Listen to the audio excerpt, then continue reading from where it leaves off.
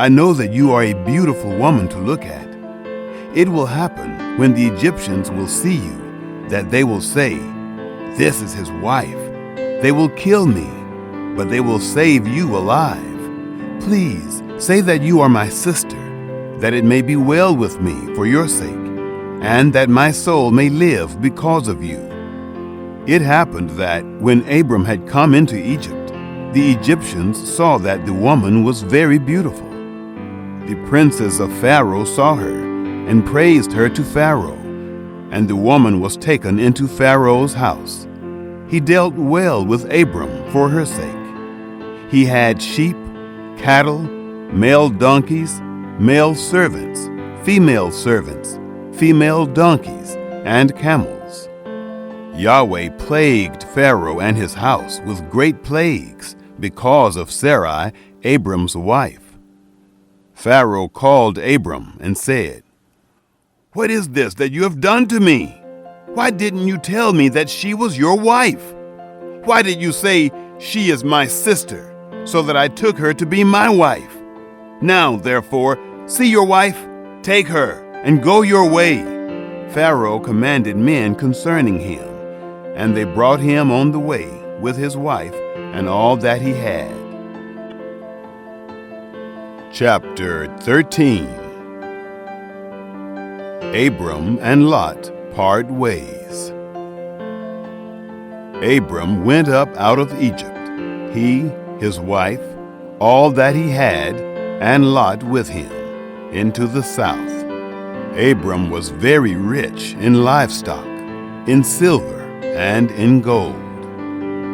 He went on his journeys from the south, even to Bethel, to the place where his tent had been at the beginning, between Bethel and Ai, to the place of the altar, which he had made there at the first. There Abram called on the name of Yahweh. Lot also, who went with Abram, had flocks and herds and tents. The land was not able to bear them, that they might live together, for their substance was great, so that they could not live together. There was a strife between the herdsmen of Abram's livestock and the herdsmen of Lot's livestock. And the Canaanite and the Perizzite lived in the land at that time. Abram said to Lot, "Please, let there be no strife between me and you, and between my herdsmen and your herdsmen, for we are relatives. Isn't the whole land before you? Please separate yourself from me. If you go to the left hand, then I will go to the right. Or if you go to the right hand, then I will go to the left." Lot pitches toward Sodom. Lot lifted up his eyes and saw all the plain of the Jordan, that it was well watered everywhere, before Yahweh destroyed Sodom and Gomorrah, like the garden of Yahweh, like the land of Egypt, as you go to Zoar. So Lot chose the plain of the Jordan for himself. Lot traveled east, and they separated themselves the one from the other. Abram lived in the land of Canaan, and Lot lived in the cities of the plain, and moved his tent as far as Sodom. Now the men of Sodom were exceedingly wicked and sinners against Yahweh. God renews the promise to Abram. Yahweh said to Abram, after Lot was separated from him, "Now lift up your eyes and look from the place where you are, northward and southward and eastward and westward.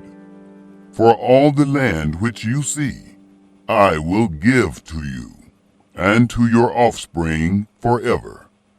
I will make your offspring as the dust of the earth, so that if a man can number the dust of the earth, then your seed may also be numbered.